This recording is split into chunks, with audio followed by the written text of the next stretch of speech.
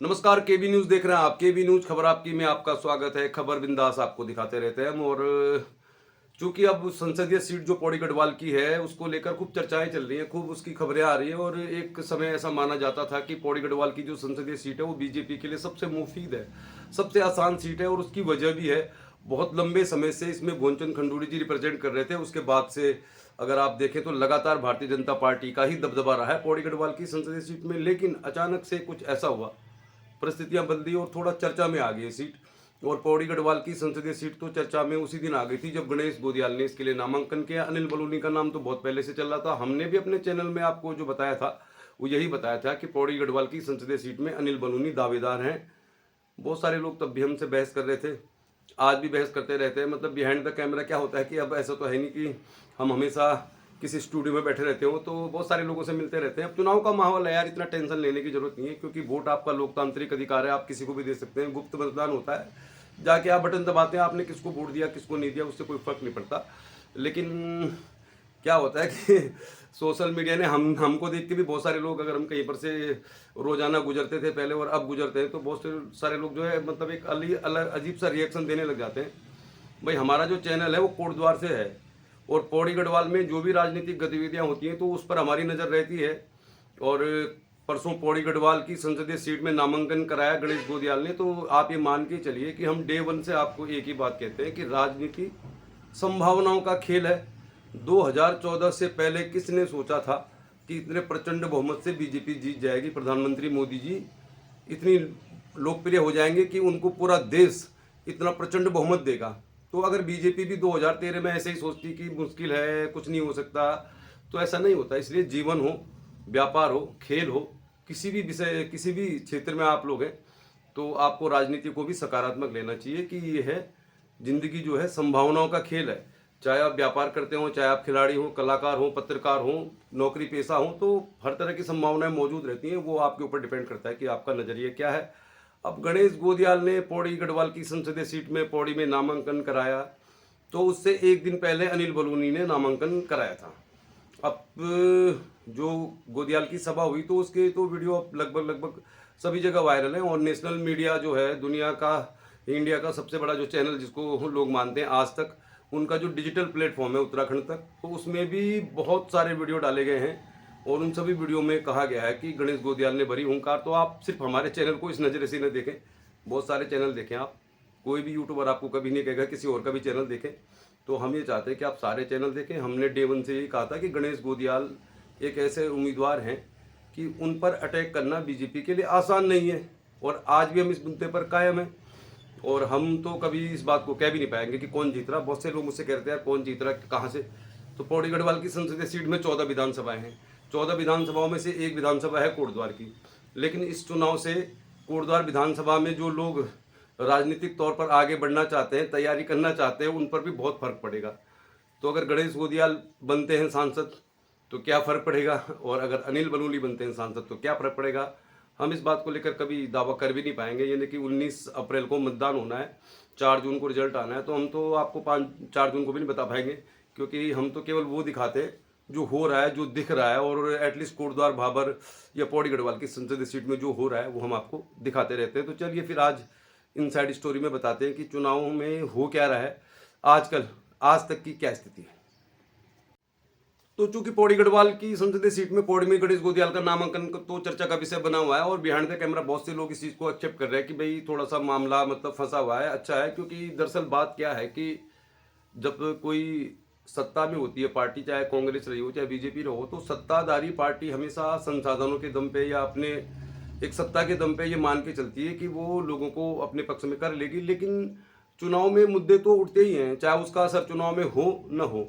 अब पौड़ी गढ़वाल की संसदीय सीट में जो पौड़ी में सभा हुई, तो एक ऐसी सभा थी जिसकी भीड़ के वीडियो तो आपने देख लिए होंगे। लेकिन इसमें सारे जो वक्ता थे वो सभी लोग चुनाव हारे हुए थे। मतलब सारे पूर्व मंत्री, पूर्व विधायकों का ही वो एक जमावड़ा था। लेकिन इसमें कोई दो राय नहीं कि एक जो रणनीति है गणेश गोदियाल ने बनाई हुई वो काफ़ी सटीक है। मतलब और गणेश गोदियाल के ऊपर अटैक करना बहुत मुश्किल हो रहा है। इसीलिए सोशल मीडिया में जो है बीजेपी के जो भी संगठन से जुड़े हुए लोग हैं, तो हम उनके कुछ वीडियो फुटेज देख नहीं पा रहे, इसीलिए हम उसको आपको दिखा भी नहीं पा रहे। और बहुत सारे लोगों को ऐसा लगता है कि गणेश गोदियाल के जैसे हम समर्थन कर रहे हो। अब पौड़ी गढ़वाल में गणेश गोदियाल पहले दुगड्डे में आए, उन्होंने वहाँ पर रैली की, फिर पूरे पौड़ी गढ़वाल का भ्रमण किया और पौड़ी में उन्होंने नामांकन कराया। क्योंकि अब गणेश गोदियाल चले गए हैं रामनगर, और अनिल बलूनी जो कोटद्वार मतलब पौड़ी गढ़वाल में एक दिन में ही उन्होंने पूरा भ्रमण किया, और वो पूरा चमोली में व्यस्त है।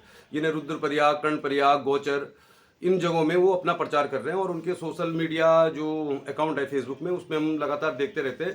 तो सोशल मीडिया में तो इस समय ट्रेंड कर रहे हैं गणेश गोदियाल, इसमें कोई दो राय नहीं है। अब जब बीजेपी के बड़े बड़े स्टार प्रचारक आएंगे, बड़े बड़े मतलब उनके शो होंगे, तो उसके बाद मालूम चलेगा कि क्या स्थिति है। लेकिन फिलहाल 5 अप्रैल को कोटद्वार में गणेश गोदियाल का कार्यक्रम है। चूंकि गणेश गोदियाल का कार्यक्रम कोटद्वार से शुरू होना था, लेकिन हुआ नहीं। संभवतः यहाँ पे जो पूर्व काबीना मंत्री सुरेंद्र सिंह नेगी हैं, वो उस समय मौजूद नहीं थे। तो कोटद्वार के कांग्रेसी खूब मजे ले रहे हैं। मतलब पौड़ी की संसदीय सीट में जो नामांकन हुआ, तो उसमें जो भारी भीड़ हो गई, और वहाँ पे कोटद्वार के जो नेता मतलब ऑल इन ऑल ही कह लीजिए फिलहाल आज की तारीख में, तो उन्होंने भी संबोधन दिया वहाँ पे। तो पौड़ी की सीट में हुए नामांकन की भीड़ और उनके वीडियोज को कांग्रेसी जो है मतलब वो खूब अपने सोशल मीडिया अकाउंट में डाल रहे हैं और खूब मजे ले रहे हैं, बीजेपी वालों को चिढ़ा भी रहे। लेकिन बीजेपी एक मजबूत संगठन की पार्टी है। मतलब बीजेपी का जो संगठन है वो शायद दुनिया का, मैं कहूँगा पार्टी दुनिया की नंबर 1 है, इसको लेकर तो नहीं कहूँगा, लेकिन सबसे मजबूत संगठन है। और उनके लिए उम्मीदवार कोई मायने नहीं रखता। अभी तक ऐसा चल रहा है ट्रेंड। लेकिन अनिल बलूनी ने जो भी बयान दिए अब तक, मतलब पौड़ी के जो उम्मीदवार हैं, तो उसको लेकर मुझे लग रहा है सहज नहीं है। बीजेपी और सोशल मीडिया में उनका ज़्यादा प्रचार नहीं चल रहा है, इसलिए अभी तो कांग्रेसी खूब मजे ले रहे। कोटद्वार में भी लगभग बहुत बड़ा संगठन है, बहुत सारे प्रकोष्ठ हैं, बहुत सारे नेता हैं जो आगामी समय में मेयर या विधायक बनने की उम्मीद लेकर आए हुए हैं, और बहुत बड़ा संगठन है। लेकिन सोशल मीडिया में फिलहाल ट्रेंड कर रहे हैं गणेश गोदियाल। और कोटद्वार में 5 अप्रैल को उनकी रैली होनी है। अब जो कांग्रेसी खूब मजे ले रहे हैं पौड़ी की सीट में, मतलब जो नामांकन हुआ उसकी भीड़ को देखकर, तो जब कोटद्वार में होगी रैली गणेश गोदियाल की, तो कांग्रेस में तो इतने सारे संगठन हैं, उनके व्हाट्सएप में आप जाएंगे तो गांधी कांग्रेस, असली कांग्रेस, पता नहीं कितने कांग्रेस के संगठन हैं। और अब उनकी अग्नि परीक्षा हो जाएगी 5 तारीख को, क्योंकि डू एंड डाई वाली सिचुएशन है। और यहाँ से अगर गणेश गोदियाल लीड नहीं लेंगे, तो फिर 2027 या आगामी मेयर के चुनाव में कांग्रेस के लिए मुश्किलें बढ़ जाएंगी। आज जरूर मजे ले रहे हैं, लेकिन 5 अप्रैल को ही मालूम चलेगा कि वाकई क्या कोटद्वार में भी गणेश गोदियाल के प्रति क्रेज है, और क्या कांग्रेस के जो संगठन के लोग हैं वो इस रैली को सफल बना पाएंगे। और चूंकि लोग राजनीति खबरें देखना चाहते हैं, तो क्या है कि सब लोग कोशिश कर रहे हैं, कुछ लोग आगे आकर कोशिश कर रहे हैं कि उनको ज़्यादा फुटेज मिले। जब से लोगों के हाथ में फ़ोन आए हैं, तो फ़ोन में लोग देखना चाहते हैं, अगर कार्यकर्ता है तो खुद को देखना चाहते हैं कि भाई खबर आ रही है। अब नेशनल मीडिया में तो पौड़ी गढ़वाल संसदीय सीट की खबरें आएंगी नहीं, सोशल मीडिया में ही देखी जाएंगी। तो सोशल मीडिया में फिलहाल ट्रेंड कर रहा है पौड़ी में नामांकन का जो जुलूस था, रैली थी, और हम भी वहाँ गए थे चूँकि, तो हमने भी देखा कि ठीक ठाक शुरुआत कर ली उन्होंने। काफ़ी हरा भरा विकेट है ये, और निश्चित तौर पर अभी तक जो फील्डिंग सेट की है गणेश गोदियाल ने, तो वो ठीक चल रही है। अब चुनाव परिणाम तो आएगा 4 जून को, और वोट डाले जाएंगे 19 अप्रैल को। लेकिन खूब मज़े ले रहे हैं लोग। और जो लोग कुछ दिनों पहले तक कह रहे थे कि भाई हम 8 लाख वोट से जीत जाएंगे, मतलब बहुत तरह के लोग उत्साही होते हैं पार्टियों के, तो वो भी ये मान के चल रहे हैं कि यार थोड़ा सा फाइट है। कुछ लोग थोड़ा सा फाइट बता रहे हैं, कुछ ज़्यादा फाइट बता रहे हैं। जो गोदियाल के समर्थक हैं वो एक तरफा जीत बता रहे हैं, लेकिन चुनाव को लेकर अभी कुछ कह नहीं सकते। और पौड़ी गढ़वाल संसदीय सीट में कोटद्वार में अगर बात करें तो फिलहाल सन्नाटा है। अब दोनों ही जो उम्मीदवार हैं वो कोटद्वार पौड़ी की रेंज से बाहर है, हमारी रेंज से भी बाहर है। तो जानकारी अगर कोई स्पेशल होगी तो आपको दिखाते रहेंगे, लेकिन आप यकीन मानिए आपको हमने जो भी खबर दिखाई शुरू से आखिरी तक, उस पर हम कायम है, आज भी कायम है और हमेशा कायम रहेंगे। क्योंकि हमारा काम है आपको जानकारी देना, और सरकार बनाना आपका काम है, वोट देना आपका काम है। तो हमने डे 1 से यही कहा था कि गणेश गोदियाल के नामांकन से बीजेपी के लिए आसान नहीं है उनको हिट करना, और आज भी हम यही कह रहे हैं। और ये बात बिल्कुल पुख्ता है। पौड़ी गढ़वाल में सारे वक्ताओं ने गढ़वाली में भाषण दिया।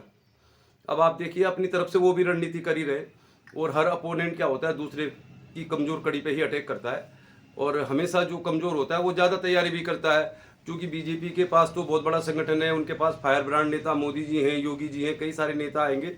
लेकिन अभी तक जो कुछ हो रहा है पौड़ी गढ़वाल की संसदीय सीट में, उसको लेकर ऐसा लग रहा है कि जो रणनीति बनाई जा रही है अनिल बलूनी के लिए, उसमें आज की तारीख में बहुत सारी कमियां हैं।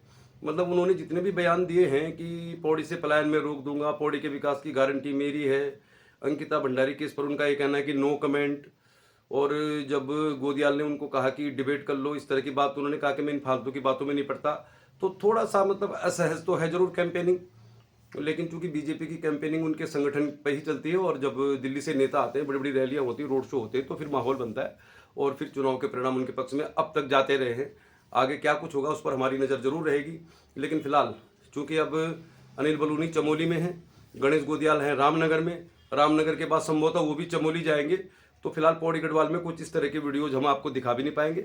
हम कोटद्वार से चैनल चलाते हैं तो हमारा ये रहता है कि जो भी हो आपको दिखा दें। और चूंकि पौड़ी गढ़वाल में गणेश गोदियाल के ही ज़्यादा प्रोग्राम हो रहे थे, मतलब उन्होंने दुगड्डा में बहुत बड़ा शो किया, फिर वो पौड़ी में नामांकन किया, तो वो वीडियो ज़्यादा आपको हमने दिखा भी दिए। लेकिन जो भी खबर होगी आप तक पहुंचा देंगे।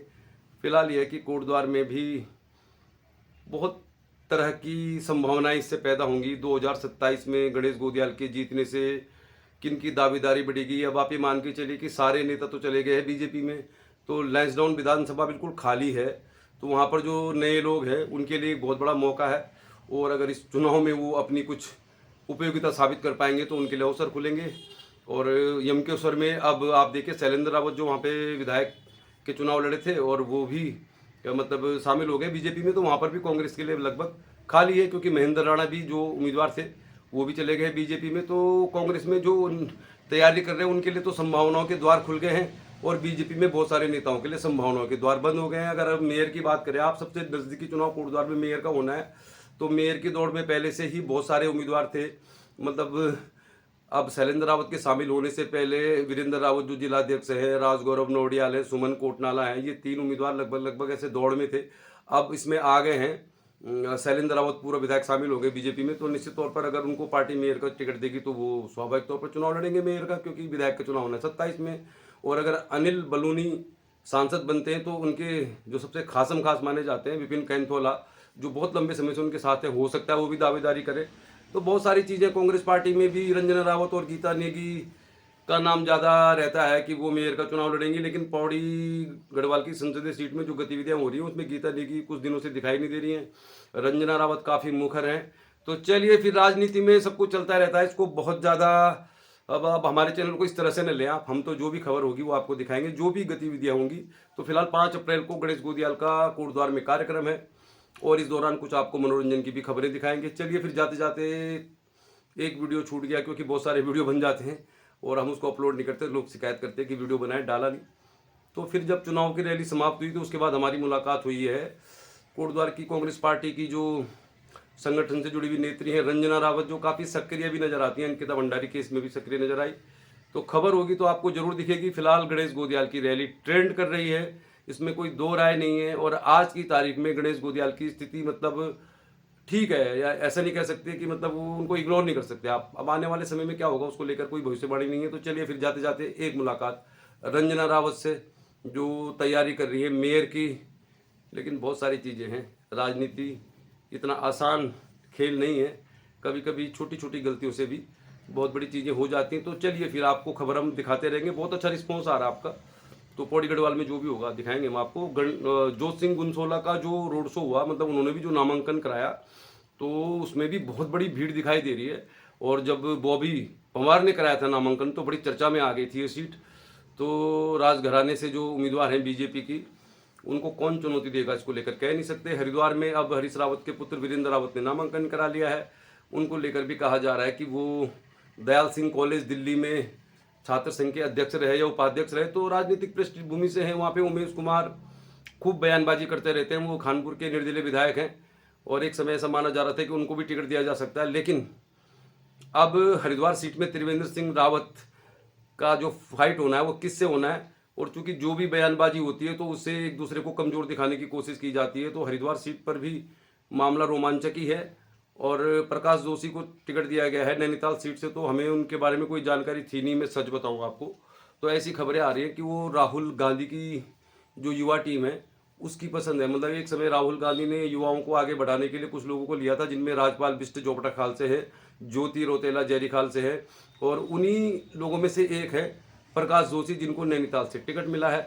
तो सबकी नज़रें हैं, 19 अप्रैल को मतदान होना है, आप लोग मतदान में ज़रूर हिस्सा लें। और अभी तो बहुत दिन है, तो आप किसी भी खबर को बड़ी गंभीरता से देखें। वोट आपका अधिकार है, आप किसी को भी वोट देते हैं, वो संविधान आपको इजाज़त देता है और गुप्त मतदान होता है, आपको किसी को बताने की जरूरत भी नहीं पड़ती कि मैंने किसको वोट दिया। चलिए फिर पौड़ी सीट में हुए नामांकन के वीडियो तो बहुत सारे वायरल है, हमने भी डाल दिए कुछ फेसबुक में। अब क्या होता है कि फेसबुक में अगर वीडियो डाल दो तो कई बार लोगों को लगता है कि भाई अगर हम इसमें कांग्रेस के वीडियो डाल रहे हैं तो बहुत सारे जो कांग्रेस के समर्थक हैं उनको लगता है कि यार ये मतलब अच्छा चल रहा है, हमारा फेसबुक पे मोनेटाइज है तो उसको भी हम एक चैनल की तरह ही चलाते हैं, ऐसे नहीं चलाते, अपनी व्यक्तिगत राय नहीं चलाते।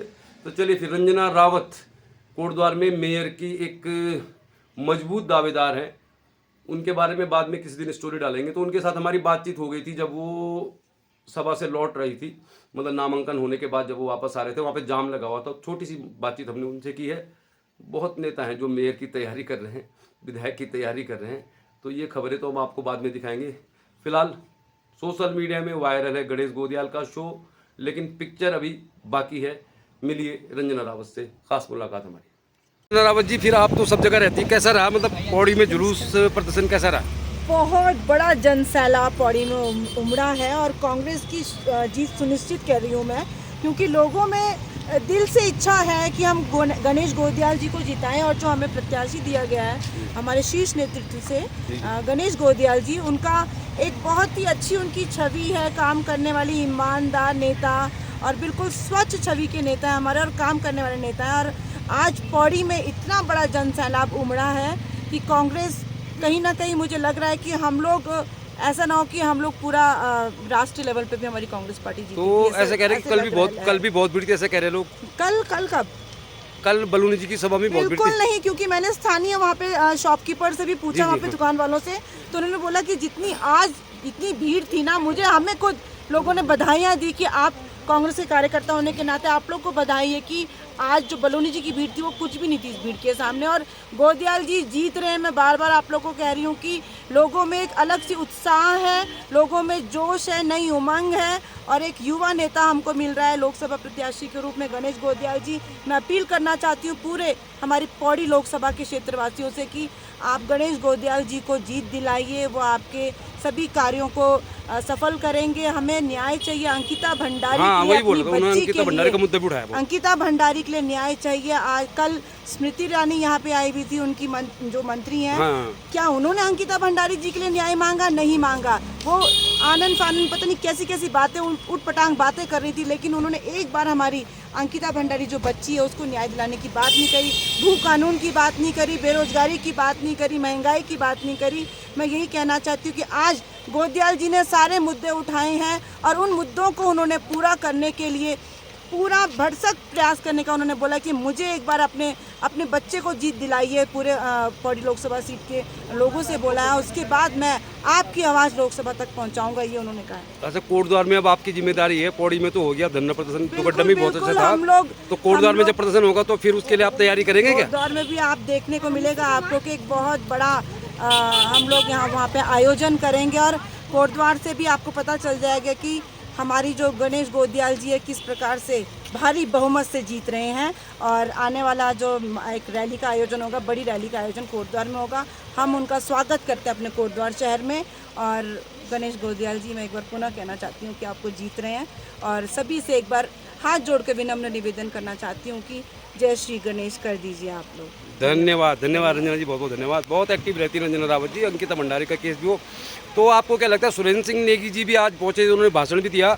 तो कोटद्वार में तो उनकी एक ऐसी मतलब पहचान है कि अगर वो एक आवाज़ मारेंगे तो हो जाएगा। हमारे वरिष्ठ नेता हैं, हमारे आदरणीय हैं, हमारे पिता तुल्य हैं और मैं यही कहना चाहती हूँ कि वो हमारे साथ खड़े हैं और वो उनके पीछे उन्होंने तो हरा है एक बार अनिल बलूनी को हम लोग। हाँ, और हम लोग उनके साथ कंधे से कंधा मिलाकर गणेश गोदियाल जी को जीत दिलाएंगे। कोटद्वार शहर में भारी बहुमत से गोदियाल जी आगे रहेंगे। दे रहिए केबी न्यूज, खबर आपकी।